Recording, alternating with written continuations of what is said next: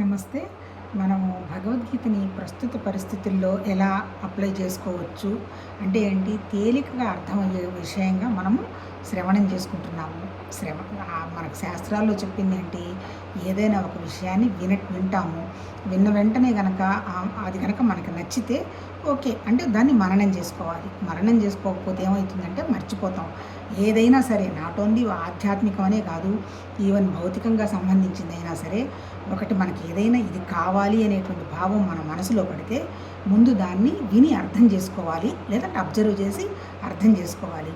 చేసుకున్న తర్వాత అది మనకు అప్లై అవుతుందా కాదా అనే విషయం గ్రహించి దాన్ని 4-5 సార్లు కానివ్వండి, లేకపోతే మనకి ఎప్పటికీ మర్చిపోకుండా ఉండనంతసేపు దాన్ని మననం చేసుకోవాలి. ఆ మననం చేసుకున్న తర్వాత ఏమవుతుంది, ఏదైనా సరే, ఇప్పుడు మనం భౌతికంగానే ఒకటి అది చేయదలుచుకున్నది, ఆ తర్వాత దాన్ని మన ధ్యాసలోకి మార్చుకోవాలి. అంటే ధ్యాసలోకి మార్చుకోవాలంటే ఎప్పుడూ దాని మీదనే ఫోకస్ పెట్టుకొని ఉండాలి. ఏ పని చేస్తున్నా, ఏమైనా సరే, ఇవాళ ఏం చదివాము, ఏం విన్నాము, ఏం అర్థమైంది, ఇది ఎలా నేను అప్లై చేసుకోవాలి అని ఆలోచించాలి. దాన్ని నిధిధ్యాస అన్నారు. అల్టిమేట్ ఏంటి, సాక్షాత్కారం అంటారు. సాక్షాత్కారం అంటే ఏం లేదు, దాని మీద వచ్చే అనుభవం. అంటే ఏంటి, ఇప్పుడు మనం చదువుతున్నది ఏంటి, భగవద్గీత. ఈ భగవద్గీతని నిజంగా చెప్పాలంటే ఏంటి, ఇది ఒక శాస్త్రం, అంతే కదా. శాస్త్రం అని ఎందుకన్నారు, మనకు సంబంధించినటువంటి పుస్తకాల్లో ప్రస్థానత్రయం అనేటువంటి 3 శాస్త్రాలు అంటాడు. ఏమేంటి, భగవద్గీత, బ్రహ్మసూత్రాలు, ఉపనిషత్తులు. ఆ టోటల్ ఉపనిషత్తుల సారమే ఈ భగవద్గీత.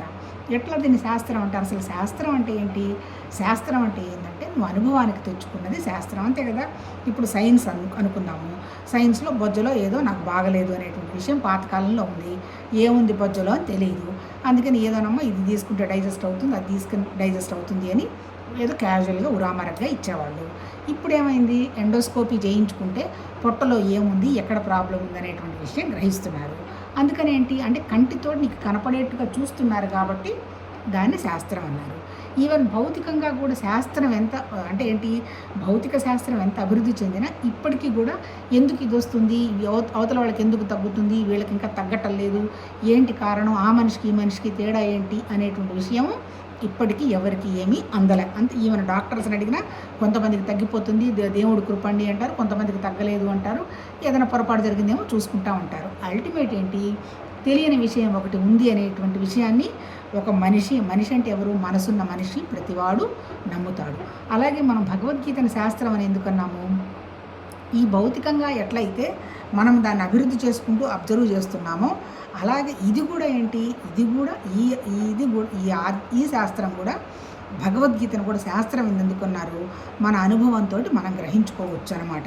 ఎట్లా అనుభవంతో గ్రహించుకోవచ్చు, ఇప్పుడు మన దగ్గర ఉన్నదేంటి, మన దగ్గర ఏముంది, మన దగ్గర ఒక శరీరం ఉంది, తర్వాత ఈ శరీరం నడవడానికి కావాల్సినటువంటి శక్తి ఉంది. శక్తి ఉంటేనేగా నోట్లో నుంచి మాట వస్తుంది, లేకపోతే మాట కూడా రాదుగా. ఏదైనా వైరల్ ఫీవర్, బోర్ ఫీవర్ వస్తే అమ్మ మంచినీళ్ళు తెచ్చిస్తావా ఇట్లా మాట్లాడతాం. ఇప్పుడు ఎందుకు గట్టిగా మాట్లాడుతున్నాము, శక్తి ఉంది. శక్తితో పాటు ఇంకేముంది, మన దగ్గర మనసు ఉంది. మనసు అంటే ఏంటి, మనసు అంటే మనకేం బయటికి అది కనపడదు, ఈవెన్ మన శక్తి కూడా కనపడదు. కానీ ఎట్లా ఈ రెండు కలిపి ఎక్కడ వ్యక్తం అవుతున్నాయి, మన శరీరం ద్వారా వ్యక్తం అవుతున్నాయి. అంటే మన దగ్గర ఏమున్నాయి, ముఖ్యంగా కంటికి కనపడుతున్నటువంటి భౌతిక శరీరం ఉంది, దాంతోపాటు లోపల ఒక ప్రాణశక్తి ఉంది, శక్తి. ఆ తర్వాత మన మానసిక శక్తి, మన మనసు కూడా ఉన్నది. ఈ మనస్సు ప్రాణము కలిసే పనిచేస్తాయి. దేని ద్వారా, శరీరం ద్వారా పనిచేస్తాయి. మనసు అంటే ఏంటి, ఒక ఫామ్, అంటే ఒక ఆలోచన వచ్చింది. సపోజ్ ఎదురుగా సెల్ ఫోన్ ఉంది అనుకో, సెల్ ఫోన్ అనేది ఒక ఆలోచన నా మనసులో ఉంది, అంటే సెల్ ఫోన్ యొక్క రూపం నాకు తెలుసు, అంటే అంతే కదా. ఆలోచన పూర్వకంగా సెల్ ఫోన్ ఇలా ఉంటుంది, ఐఫోన్ ఇట్లా ఉంటుంది, ఆండ్రాయిడ్ ఇట్లా ఉంటుంది, ఇంకో శాంసంగో ఏదో ఇంకోటి ఏదో ఎట్లా ఉంటుంది, తర్వాత మన ఫస్ట్ వాడినట్టు నోకియా ఫోన్ ఎట్లా ఉంటుంది అనేటువంటి ఆలోచన నా మనసులో ఉంది, అంతేగా. నా మనసులో ఉండబట్టేగా ఇప్పుడు నాకు రూపంగా నా ఎదురుగా కంటికి సెల్ ఫోన్ అనే విషయం తెలిసింది. అలా లోపల ఉన్నటువంటి ఆలోచనలన్నీ కలిపి మనం అన్నమాట. ఇప్పుడు మనం నిన్న చదువుకున్నాం కదా, ఇప్పుడు మనం చదువుకుంటున్న పుస్తకం ఏంటి, భగవద్గీత. భగవద్గీతలో ఏం చెప్పాడు, అన్ని సమస్యలకి కారణం ఏందయ్యా, నాది అనేటువంటి ఐడెంటిటీ, అహంకారం, మమకారమే సమస్య తప్ప ఇంకొకటి ఏమీ లేదు. దాన్ని నువ్వు పోగొట్టుకుంటే నువ్వు భగవతత్వానికి డిఫరెన్స్ లేదు అనేటువంటి విషయాన్ని గ్రహిస్తావు అని భగవద్గీతని బోధించడం జరిగింది. ఇక్కడ చెప్పాలంటే భగవద్గీత ఎవరికి బోధించారు, భగవాన్ అంటే ఎవరు, పేరు చెప్పలేదు, భగవాన్ అన్నాడు. ఒక గురువు గారు అనుకుందాం, అంతే కదా. వ్యాస మహాముని ఉన్నాడు, వ్యాస మహాముని రాశాడు, వ్యాస మహాముని అనుభవంలోకి తెచ్చుకున్నాడు. ఆయన భగవాన్ అనేటువంటి పదం వాడాడు. భగవాన్ అంటే ఏంటి? సర్వత్రా వ్యాపించిన వాడు, లిమిట్ లేనివాడు అని అర్థం. తర్వాత ఎవరికి బోధిస్తున్నాడు? అర్జునుడికి బోధిస్తున్నాడు. అర్జునుడు అంటే ఎవరు? జీవుడు. అంటే ఎవరు ఇక్కడికి చెప్తున్నదేమో గురువు, స్వీకరిస్తున్నదేమో శిష్యుడు.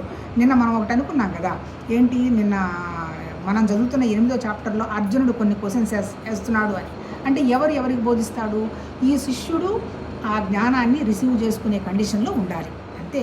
అంటే ఒక్క గురువుకి ఉపయోగం ఉన్నా ఉపయోగం లేదు. అంటే ఏంటి? మనకెంతో జ్ఞానం ఉంది, అయినా సరే మనకి ఇప్పుడు సెల్ ఫోన్లు ఉన్నాయి, వీడియోలు ఉన్నాయి, మనం వెళ్ళి వినాలి అంటే తప్ప మనం అది ఓపెన్ చేసి చూడం. అంటే ఎవరిక్కడ? అంటే నేను వినాలి, నేను మారాలి, ఇది కాందేదో ఉందనేటువంటి విషయం నేను గ్రహించాలి అనేటువంటి విషయం ఎవరికైతే అవగాహన వస్తుందో వాళ్ళు ఇది వింటారు, దీనికోసం వెళతారు అంటారు. అంటే ఏంటి? భగవద్గీత శాస్త్రం అని ఎట్లా? ఇప్పుడు భగవద్గీత చెప్పింది ఏంటి? ఎక్కడ కథలు చెప్పలేదు. అంటే ఏంటి? ఈ కథలో ఇక్కడికి వెళ్ళారు, ఆ కథలో అక్కడికి వెళ్ళారు అని చెప్పలేదు. కేవలం చెప్పింది ఏంటి? జ్ఞానానికి సంబంధించిన విషయం మాత్రమే భగవద్గీత అంతా చెప్పడం జరిగింది. నిజం చెప్పాలంటే ఏంటి? ఆ జ్ఞానస్థితికి వెళ్ళాలి అంటే నీకు అడ్డపడుతున్నది ఏంటి? నీ శరీరం అడ్డపడుతున్నది, అంతే కదా. దాన్ని ఎట్లా దాటాలి? అలాగే నీ మనసు అడ్డుపడుతున్నది, ఆ మనసుని ఎట్లా దాటాలి? నీ బుద్ధిని ఎలా దాటాలి? దాటిన తర్వాత ఏమున్నది? ఆ స్థితికి వెళ్ళాలంటే నీ మనసు మీద నువ్వు ఎలా పనిచేసుకోవాలి అని చెప్పిందే భగవద్గీత. అంతకంటే ఇంకేం లేదబ్బా. భగవద్గీత అంటేనే మన మనసు మీద మనమే పనిచేసుకుంటూ మన మనసు లేని స్థితి దాటి వెళ్ళడమే ఆధ్యాత్మికత. అంతకంటే ఇంకేం లేదు. నేను చెప్పాడు కదా, ఆధ్యాత్మికత అంటే ఏంటి? మన స్వభావం అని చెప్పాడు. మన స్వరూపం, మన స్వభావం అంటే ఎవరు? నా స్వభావాన్ని నేను మార్చుకోవాలనేటువంటి భావన రావడమే ఆధ్యాత్మికత. ఎలా మార్చుకోవాలి? ఏముందని మార్చుకున్నాము అంటే నీకు ఏ సమస్య లేదు, నువ్వు 24 గంటలు ఆనందంగా ఉన్నావు, నీకు ఏ ఆలోచన లేదు, అసలు నీకు రేపు ఏం జరుగుతుందో అటువంటి టెన్షన్ లేదు. వండర్ఫుల్. నువ్వేమీ మార్చుకోవక్కర్లా. కానీ మనసున్న ప్రతివాడు కూడా నేను చేసింది తప్ప, రైటా, అంతకుముందు అప్పుడు అన్ని రోజుల నాడు చేసింది కరెక్టా, రేపేం జరగబోతుంది, ఇప్పుడున్నటువంటి ఈ స్థితికి ఎందుకు నేను అప్పుడు అలా చేసి ఉండకపోతే ఇలా ఉండను కదా, ఇలా కనుక ఆలోచించుకోకుండా ఉండగలగడం అంటే వాళ్ళు ఒక స్థితికి చేరిన వాళ్ళే. కానీ 199 ఏం లేదు. జీవత్వంలో ప్రతి వాళ్ళకి మన మనసు మీద మనకి విశ్లేషణ ఉంటుంది. ఇప్పుడు చెప్పింది ఏంటి? భగవద్గీత ఎట్లా శాస్త్రం అని చెప్పాడు? నీ మనసు మీద నువ్వు పని చేసుకుంటుంటే నీకు వస్తున్నటువంటి ఆ ఫలితాన్ని నువ్వు గ్రహించవచ్చు, అంతే కదా. ఇప్పుడు భౌతిక శాస్త్రంలో ఎండోస్కోపీ పొట్టలేదు ఎట్లయితే చూస్తావో, ఇప్పుడు నీ ఆలోచనలను నువ్వు ట్రాన్స్పరెంట్గా ఏం జరుగుతుంది అనేటువంటి విషయాన్ని నువ్వు గ్రహించవచ్చు, నీ చుట్టుపక్కల విషయాన్ని కూడా నువ్వు గ్రహించవచ్చు. అదే కదా భగవద్గీతలో చెప్పాడు, నన్ను కనుక్కున్నావు అంటే నిన్ను కనుక్కుంటావు, ప్రపంచాన్ని కనుక్కుంటావయ్యా అని చెప్పాడు. ఇప్పుడు దీనికేంటి? ఫస్ట్ చాప్టర్ ఏం చెప్పాడు? అర్జునుడు విషాదయోగం అన్నాడు. చెప్పాడు, నాయన విషాదం ఏం లేదు ఇక్కడ, నువ్వు అసలు లేవు ఇక్కడ, నువ్వనేది నువ్వు నీ శరీరం అనుకుంటున్నావు, ఉన్నదంతా ఒకటే ఒక పరమాత్మతత్వ శక్తిలోనే అంతా వ్యక్తమైంది. ఏంటి? జడంలోనూ లైఫ్లోనూ అంత అది తప్ప ఇంకొకటి లేదు. కాకపోతే ఏంటి? ఇక్కడ మనసు అనేటువంటి జడాన్ని నీ జీవత్వానికి అంటించుకున్నావు కాబట్టి నువ్వు తయారు చేసుకుంటూ పోతున్నావు. ఈ తయారు చేసుకున్న పోతున్నది నీకు అది మాయ అని తెలిసినా ఆ మాయలో నుంచి బయటపడేటువంటి శక్తి నీకు లేదు. ఎందుకంటే అసలు నిజంగా మాయను గ్రహించే శక్తి కూడా నీకు లేదు. ఆ మాయను గ్రహించాలి.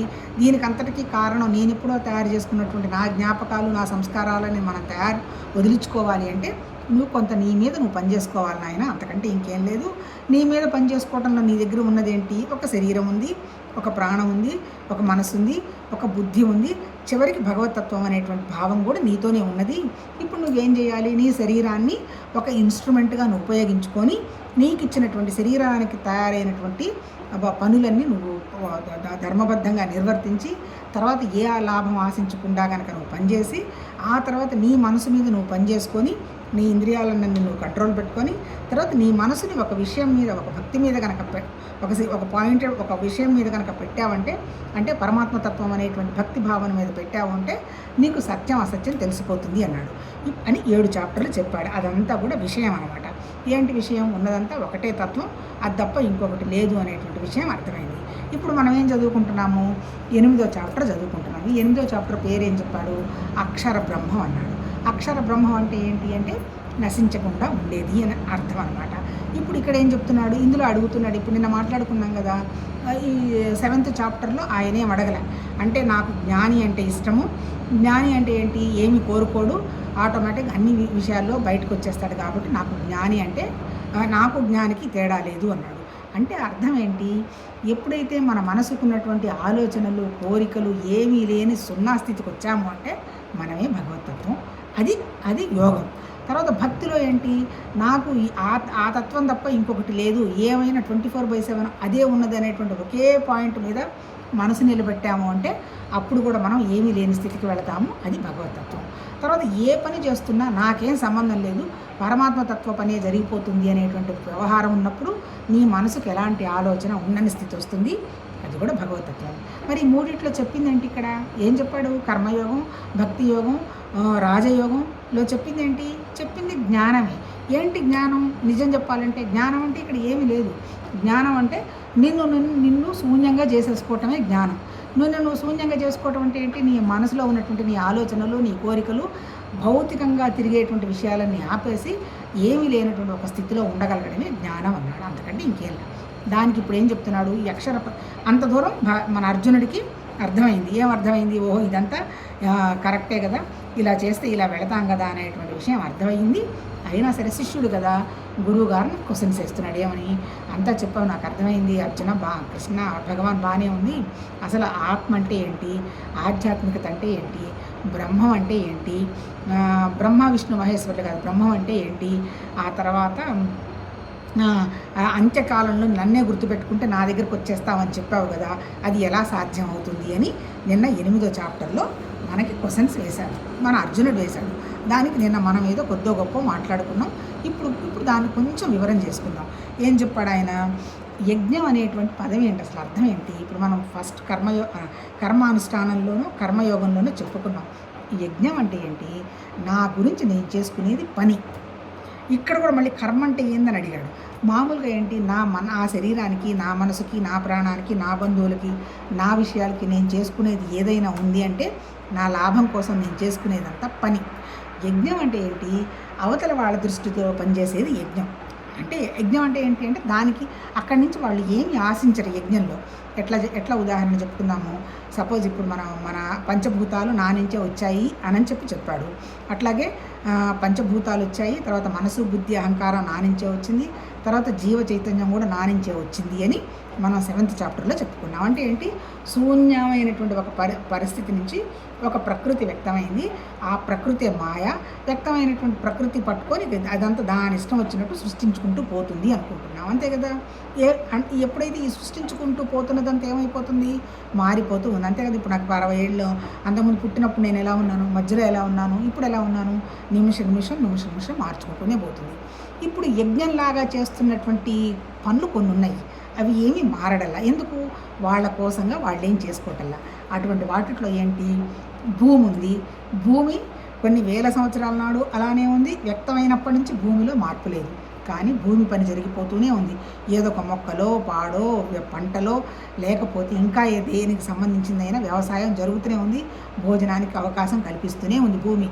అంతేకాదు, ఈవెన్ అడవుల్లో కూడా చెట్లు ఉన్నాయి, పండ్లు వస్తూనే ఉంటాయి. అట్లాగే భూమిలో ఏమీ మార్పు లేదు.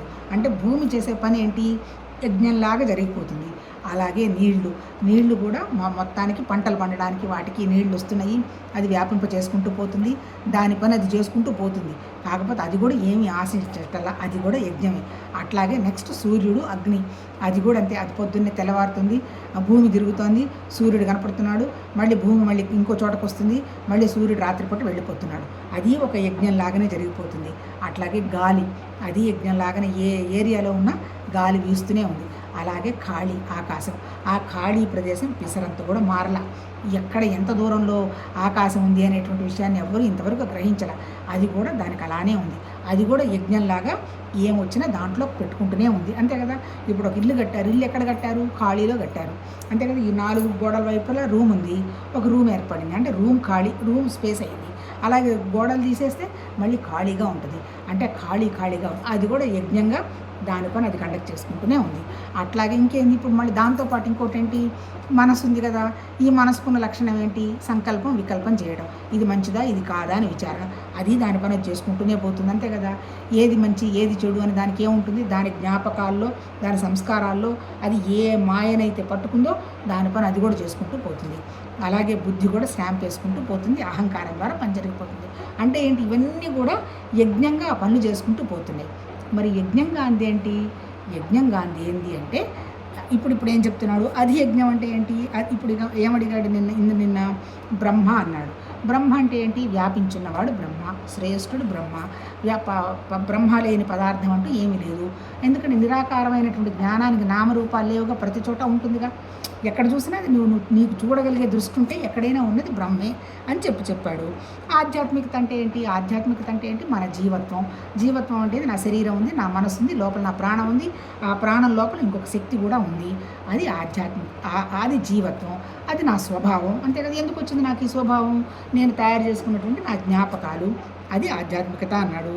ఇంకా రెండోది ఏమన్నాడు, కర్మ ఏంటి అని కూడా అడిగాడు. మరి కర్మ అంటే ఏంటి, మనం చేసుకున్న నా ఇండివిజువల్ కర్మ కాదు, సృష్టికి సంబంధించిన కార్యం అంతా జరుగుతోంది, మళ్ళీ లోపలికి వెళ్ళిపోతుంది. ఇప్పుడు భూమి అంతే కదా, భూమిలో నుంచి సృష్టి వస్తుంది, మళ్ళీ లోపలికి వెళుతుంది. మొక్క వస్తుంది, కొన్నాళ్ళు ఉంటుంది, వెళ్ళిపోతుంది. అట్లాగే నీళ్లు కొంచెం పారుతున్నాయి ఉన్నాయి, మళ్ళీ సముద్రంలో కలిసిపోతున్నాయి. అట్లాగే సూర్యుడు, భూమి తిరుగుతున్నది, సూర్యుడు ఉదయిస్తున్నాడు, మళ్ళీ భూమి తిరగడం లేదు, మళ్ళీ సూర్యుడు అస్తమిస్తున్నాడు, మళ్ళీ గాలి ఉన్నది. అంటే ఏంటి, ఈ పరమాత్మతత్వం యొక్క పని జరుగుతున్నటువంటి ప్రతి పని కూడా కర్మ. అంటే కర్మ అంటే ఏంటి, మొత్తం ఎంటైర్ సృష్టికి సంబంధించిన విషయాన్ని మాత్రమే కర్మ అన్నాడు. ఎంటైర్ సృష్టి ఏమీ ఆశించకుండా జరుగుతున్న పని మాత్రమే యజ్ఞం అన్నాడు. ఇక్కడ గుర్తుపెట్టుకోవాలి. ఆ తర్వాత ఇంకేమన్నాడు, ఇంకా ఆయన ఏమడిగాడు నిన్న, ఆది దైవం అంటే ఏంది అని అడిగాడు. ఆదిభూతము ఆది దైవం ఏందని. ఆదిభూతం అనేది ఇప్పుడు మాట్లాడుకున్నాక మారుకుంటూ పోయేది ఆదిభూతం. అట్లాగే ఏంటి, యజ్ఞంలాగా జరిగేదంతా పంచభూతాలు పని జరిగిపోతుంది. ఆది దైవం అంటే ఏంటి, ఆది దైవం అంటే హిరణ్య గర్భుడు మొదటి దగ్గర నుంచి ఉన్నటువంటి దైవత్వ శక్తి అది ఉన్నది అంటాడు. అంటే ఇక్కడ జస్ట్ పేర్లు మార్చాడు తప్ప ఉన్నదంతా నిరాకారమైన శక్తి ఒకటే. రెండోది ఏమంటాడు, మళ్ళీ ఈ దేహాలన్నిట్లో కూడా అన్ని ప్రాణాల్లో కూడా అంతర్గతంగా ఉన్న అంతర్యామిని నేనే అన్నాడు. అంటే ఇక్కడ అర్థం ఏంటి, లైఫ్ ఒకటే. మనందరి ఇప్పుడు భూమి మీద ఉన్నటువంటి చీమ దగ్గర నుంచి ఏనుగు దగ్గర నుంచి మన జీవత్వం వరకు, స్వామీజీల వరకు లైఫ్లో ఎవరి లైఫ్లో తేడా లేదు. లైఫ్ ఒకటే, అందరి లైఫ్ ఒకటే, ఏం పెద్ద తేడా లేదు. ఆ తర్వాత పరమాత్మతత్వం ద్వారా వ్యక్తమైనటువంటి పరమాత్మ సృష్టి అంతా ఒకటే, అంతే కదా. పంచభూతాలు, భూమి ఒకటే, నీళ్ళు ఒకటే, నేల ఒకటే, అగ్ని ఒకటే, మనసు బుద్ధి అహంకారం కూడా ఒకటే. కాకపోతే ఎక్కడ తేడా వచ్చింది, ఈ జీవ చైతన్యంలో డిఫరెన్సియేషన్ చేసుకున్నటువంటి మనసు ఉందే, నేను నా శరీరం అనేటువంటి చిన్న లిమిట్, నేను చీమని, అందుకని చీమ ఆహారం తింటుంది, నేను బొద్దింకని ఆహారం తింటుంది. కాకపోతే వాటికి మనకి తేడా అయింది, అవి వాసనలకు అనుగుణంగా జీవిస్తాయి, వెళ్ళిపోతాయి, అంతే కదా. ఇప్పుడు సృష్టిలో ఇప్పుడు కుక్క ఉంది, కుక్కకి ఇప్పుడు జంతువులాగా బతుకుతున్నారా వీళ్ళు అంటారు. జంతువులాగా బతుకుతున్నారంటే వాడికి విచక్షణ ఏముండదు, వాడికి బుద్ధి లేదు కదా. అందుకని వాడు ఆకలేస్తుంది, ఎవరు పెట్టినా తినేస్తాయి, ఏమైనా తినేస్తాయి. అట్లాగే వాడికి ప్రొక్రియేషన్ అవకాశం వచ్చింది, వాడికి కొడుక కూతురు అటువంటి డిఫరెన్సెస్ ఏముండవు, అంతే. ఆ టైంకి దానికి ఆ ప్రాసెస్ అవ్వడం, మళ్ళీ అది పిల్లల్ని పుట్టిస్తుంది, అంతే. అంటే ఏంటి, అందుకని జంతువులకి ఏంటి పాపం, అవి వాసనా జీవులు. అంటే కర్మ వాటి కోసం వచ్చాయి, వాటికి ఆకలిస్తుంది, ఆ పని ఉంటే ఆ పని అయిపోతుంది, వాటి వెళ్ళిపోతాయి. కానీ మనం ఉన్నాం అలా కాదు, మనకి దేవుడికి సంబంధం లేదు, మనమే దేవుడు అని చెప్తున్నాడు. ఎప్పుడు దేవుడు అని చెప్తున్నాడు, ఈ మనసుని స్వార్థంగా కాకుండా యజ్ఞంగా లాగా నువ్వు మనసును ఉపయోగించినప్పుడు నీకు అన్ని కోరికలు, నీ ఆలోచనలన్నీ వెళ్ళిపోతాయి, అప్పుడు నువ్వే దైవత్వం అని చెప్తున్నాడు. ఇక్కడ మళ్ళీ సపరేట్గా దేవుడు విగ్రహంలో ఉన్నాడు, లేదా 4 చేతులు పెట్టుకొని ఉన్నాడు, ఆ ఉండిన ఆయన అవన్నీ కూర్చొని ఆయన సృష్టి చేశాడు, ఆయనకి ఈ పేరు పెట్టామని వాళ్ళు ఏం చెప్పటల్లా. అంతర్యామి అంటే ఏంటి, అన్ని ప్రాణుల్లో ఉన్నటువంటి ప్రాణశక్తి ఆ భగవతత్వ శక్తి, ఇంకొకటేమీ లేదు. అంతర్యామి అంటే అంటే లైఫ్ అనేది ఒకటే. ఎందుకు ఒకటే, నిరాకారమైనటువంటి పరమాత్మ తత్వ శక్తిలో నుంచి ఫస్ట్ ఎగ్జిస్ట్ అయింది ఏంటి, లైఫ్ అంటే ఏంటి, ఇప్పుడు పంచభూతాలన్నా అనండి, జీవ చైతన్యం అన్నా అనండి, ఒక లైఫ్ అనేది ఒకటే అంటాడు.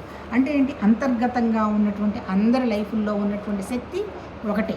లైఫ్లో తేడా లేదు. అందుకే అందరి ప్రాణం ఒకటే, అంతే కదా. అందరి ఆకలి ఒకటే, అందరి నిద్ర ఒకటే, అందరి ప్రొక్రియేషన్ ఒకటే, అందరి ఇన్సెక్యూరిటీ కూడా ఒకటే. ఇన్సెక్యూరిటీ అంటే భయం, అందరికీ భయం ఉంటుంది. ఈ భూమి మీద పుట్టిన వాడికి నాకు భయం లేదు అని చెప్పాడు అంటే మూర్ఘత్వంలో ఉన్నవాడన్నా అయి ఉంటాడు, పిచ్చివాడన్నా అయి ఉంటాడు, లేకపోతే ఏంటి ఉంటే ఉంటాను పోతే పోతాను అనేటువంటి మరీ ఏమి తెలియని వాళ్ళన్నా అయి ఉంటారు. అంతే తప్ప ఆలోచన ఉన్న ప్రతి మనిషికి ఇన్సెక్యూరిటీ ఉంటుంది. అందుకని ఆ ఇన్సెక్యూరిటీ కోసమే ఏంటి అనేటువంటి మనం ఇప్పుడు అంతే కదా. ఇప్పుడు భౌతికంగా ఎందుకు మనం పరిశోధన చేస్తాం? దీన్ని తగ్గించాలి, దీన్ని కనుక్కోవాలని వెళ్తున్నాం కదా.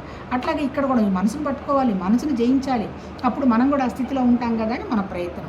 అంటే ఇక్కడ ఏం చెప్తున్నాడు? మొత్తం టోటల్గా ఉన్నది ఆ భగవతత్వ శక్తి తప్ప ఇంకొకటి కాదు అని చెప్పినాడు. నిన్న వరకు మనం అది చదువుకున్నాం. ఆ వాసుదేవుడని అంతర్యామిగా ఉన్న నేనే వాసుదేవుడనే అధియజ్ఞములు. కాకపోతే ఏం చేస్తారంటేనబ్బా వీటిని సరిగా అర్థం చేసుకోరు. ఇప్పుడు ఇక్కడ వాసుదేవుడనే అధియజ్ఞమును అన్నాడు. అంటే ఇప్పుడు వాసుదేవుడు అంటే వాళ్ళు ఏమంటారు? మళ్ళీ మా విష్ణుమూర్తి తప్ప ఇంకొకళ్ళు ఎవరు లేరు, విశిష్టాద్వైతంలో విష్ణుమూర్తి దేవుడని పాపం వాళ్ళు వచ్చేస్తారు. అంటే ఏంటి? అధియజ్ఞాన్ని అంటే అన్నిట్లో వ్యాపించున్నాడు అనేటువంటి పేరు కోసం పెట్టారు. అన్నిట్లో వ్యాపించున్నది ఎవరు? వ్యాపించుండాలంటే ఎట్లా వ్యాపించుంటారు? ఒక నామం ఉంటే ఎవడన్నా వ్యాపిస్తాడా? రూపం ఉంటే వ్యాపిస్తాడా? ఆలోచన రూపం లేకుండా ఉండేటువంటి నిరాకారమైన శక్తి మాత్రమే వ్యాపిస్తుంది. చైతన్యం అదే. ఆ చైతన్యమే కలుపుకుంటూ చేసుకుంటూ పోతుంది. చైతన్యం అంటే మళ్ళీ ఏంటి? ఒక ఎనర్జీ, ఒక శక్తి. దానివల్లే జరిగేవన్నీ జరిగిపోతున్నాయి, అంతకంటే ఇంకేం లేదు. దానికి ఇప్పుడు నిన్న 4 చదువుకున్నాం కదా, ఇప్పుడు వాళ్ళ 5వది చదువు. అంత్యకాలమునందైనను నన్నే స్మరించుచు దేహత్యాగమును చేసినవాడు నన్నే పొందును. ఇదే మాత్రం కూడా సందేహం లేదు. ఇప్పుడు సైన్స్ శాస్త్రం అంటే చెప్తున్నది అదికి ఎవరిస్తారు ఇంత వండర్ఫుల్గా అంటే ఏంటి? గోడ మీద కొట్టి చెప్పినట్టుగా చెప్తున్నాడు ఋషులు అంటే భగవాన్ అంటాడు.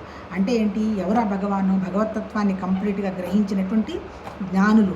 వాళ్ళకి భగవతత్వానికి తేడా లేనటువంటి జ్ఞాని అనమాట. ఆయన ఏం చెప్తున్నాడు? ఆయన అంటే భగవాన్ అనండి, లేకపోతే జ్ఞాని అనండి, పరమాత్మ తత్వం అనండి, ఎక్కడి నుంచి అనండి, ఆ థాట్లు ఏంది వాళ్ళు చెప్పలేరు కదా. ఎవరైతే నన్ను స్మరిస్తూ గనక వదిలేస్తారో శరీరాన్ని, నాతోనే నా స్వరూపమునే పొందును. ఇందే మాత్రం కూడా సందేహం లేదు. అంటే ఏంటి? అంత్యకాలం స్మరించాలంటే ఎలా స్మరించగలుగుతాము అంటే ఏంటి? ఇప్పుడు మనం చేస్తున్న పనులన్నీ ఏంటి కారణం? మన జ్ఞాపకాలు, అంతే కదా. ఇప్పుడు మనం తీసుకునే ఆహారం కూడా ఒకళ్ళు తీసుకునే ఆహారానికి సంబంధం లేదు. అంటే వాళ్ళ జ్ఞాపకంలో ఒకళ్ళు కారం ఎక్కువ తింటారు, ఒకళ్ళు తీపి ఎక్కువ తింటారు, ఒకళ్ళకి పుల్లగా ఉండాలి, ఒకళ్ళకి చప్పగా ఉండాలి. ఎందుకు వచ్చింది ఈ తేడాలు? ఇవన్నీ కూడా మన జ్ఞాపకాలు. అల్టిమేట్ జ్ఞాపకం లేని పరిస్థితి ఏంటి? శూన్యమే, నిరాకారమే, ఏమీ లేనటువంటి ఒక ఖాళీ. ఇప్పుడు అంత్యకాలంలో మనం ఆ స్థితిలో ఉండాలంటే ఏంటి? మనం మన శారీరకంగా మానసికంగా తయారు చేసుకున్నటువంటి మన జ్ఞాపకాలన్నీ వెళ్ళిపోయినప్పుడే కదా. ఇప్పుడు నా శరీరం ముక్కలు చేస్తున్నప్పుడు నా మనసు పనిచేస్తూనే ఉంటుంది. నాకు ఒక ఆ స్థితి లేదనుకో, నేనేం చేస్తాను? అమ్మా అయ్యా అని ఏడుస్తాం, కానీ తర్వాత నాకు భగవంతుడా అని ఎవరన్నా పలకరిస్తారా? ఎందుకు పలకరించారు? ఆ జ్ఞాపకం ఉండదు. ఎందుకు? శరీరం కదా నాతో ఉన్నది. ఎందుకు? నేను ఉదాహరణ చెప్తాను. నాకు అప్పుడు తెలియని వయసు. మా మదర్-ఇన్-లా 95 ఇయర్స్ ఆవిడ. అప్పుడు నాకు ఇంత ఇవి చదవడం ఇవన్నంతగా తెలియదు. ఆమె పాపం బాగలేదు అన్నప్పుడల్లా నేను ఒక వేదవ సలహా ఇచ్చేదాన్ని. అమ్మ అంటావు ఎందుకు? భగవాన్ అనో పరమాత్మ అనొచ్చు కదా. అంటే అనరే ఎవరు? ఆవిడ చెప్పింది. ఎవరు అట్లా అనలేరే, అంత తేలిక కాదు అది. ఆ టైంలో కూడా ఎవరు కూడా అట్లా గుర్తుపెట్టుకోరు, అమ్మ అనే వస్తుంది అంటారు. మనం కూడా పరిశీలన చేసుకుందాం. ఇది ఆ శాస్త్రం కదా. ఇప్పుడు మరి నేను ఎప్పుడు 24 గంటలు ఆ తత్వంలోనే ఉంటున్నానా అంటే మనకి కష్టం వచ్చినప్పుడు మనం ఉండం. ఇలా ఎందుకు వచ్చింది అనేటువంటి ఆ భావంలోనే వెళ్ళిపోతాం. అంటే ఏంటి?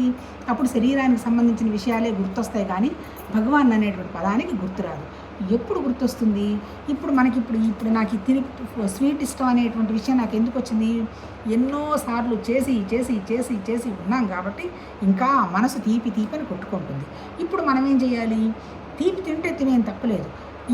ఈ స్థానంలో మళ్ళీ ఆ భగవతత్వ భావాన్ని మన మనసుకి లింక్ చేయాలి. అంటే దాన్నే మనం తింటున్నా, కూర్చున్నా, ఆలోచన చేస్తున్నా చేసామనుకోండి, అంటే మనం అసలు నిజంగా చెప్పాలంటే మీరు కూడా పరిశీలించి చేసుకోండి. డిస్టర్బ్ అవ్వం. ఏదైనా చిన్న డిస్టర్బ్ వచ్చినా, ఏదైనా బుక్ తీసుకున్నా, లేకపోతే మన మనసు డైవర్ట్ అయిపోయినా అందులో నుంచి బయటకు వచ్చేస్తాం. మరి అలా నువ్వు చాలా రోజులు చెయ్యగలిగినప్పుడు మాత్రమే అంత్యకాలం అయినప్పుడు, అంటే అంత్యకాలం అంటే ఏం లేదు, మనకి ఏదైనా ఒక కష్టం వచ్చిందో, మన బాడీ వెళ్ళిపోతుందో అన్నప్పుడు అప్పుడు ఆ భగవతత్వ భావన మనకు గుర్తొస్తుంది. అంటే ఏంటి? ఎవరికైతే ఆ భగవతత్వ భావన గుర్తొస్తుందో వాళ్ళు నా దగ్గరికే వచ్చేస్తారు అంటాడు.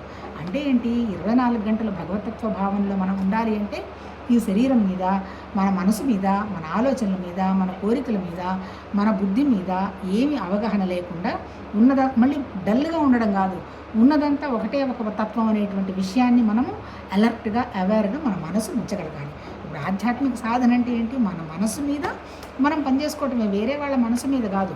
మనం ఇక్కడికి వచ్చింది ఏంటి, మన మనసు మీద మనం పనిచేసుకుంటూ అసలు సత్యం ఏంటి అనేటువంటి విషయం గ్రహించటాన్నే స్పిరిచువల్ ఇవల్యూషన్ అంటారు. అంటే మనం వచ్చింది ఎందుకు, స్పిరిచువల్గా ఇవాల్వ్ అవ్వాలనేటువంటి విషయము మన మనసులో ఉన్నప్పుడు మాత్రమే ఈ మన శరీరానికి సంబంధించిన జ్ఞాపకాల్లో నుంచి బయటపడుతూ భగవతత్వం అనేటువంటి ఆ జ్ఞాపకంలోకి ఉండడానికి మనం ప్రయత్నం చేస్తాం. ఆ జ్ఞాపకం ఎవరైతే చేస్తారో అసలు నిజంగా వాళ్ళకి మరణం లేదు అంటాడు, పుట్టడం లేదు, మరణం లేదంటాడు. మళ్ళీ ఎప్పుడు పుడతాం మనం, మళ్ళీ మన కోరిక మిగిలిపోయింది, మళ్ళీ మనం పుట్టడం జరుగుతుంది. అసలు ఇంకా కోరికే లేదు, ఇంకా పుట్టుకేముంది, ఆ కోరిక లేదు, ఉన్నాము, పనులు జరిగిపోతున్నాయి భగవతత్వం వల్ల, మన మనసు మనకు వేటికి రియాక్ట్ అవ్వలేదు, అప్పుడు ఇంకా మరణం కూడా ఏముంది అంటే ఏంటి, ఇందులో మనకు పుట్టడం లేదు, చావడం లేదు అని అంటుంటారు చాలామంది. పుట్టుక లేదు, చావకటం లేదు అంటే అర్థం ఏం లేదు, మన మనసుని ఏ విషయం మీద లేకుండా ఉండేటువంటి ఖాళీ ప్రదేశంలాగా దాన్ని పెట్టడం.